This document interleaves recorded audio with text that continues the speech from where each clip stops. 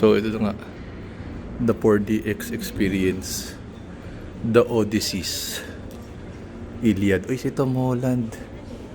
Uy, si ano. Let's go. Love, may humahangin. Love. At ayun na nga, ang 4DX experience. Love, ba't ka tumatawa? Uy. Uy, may humahangin. Let's go. Ha? Parang real to.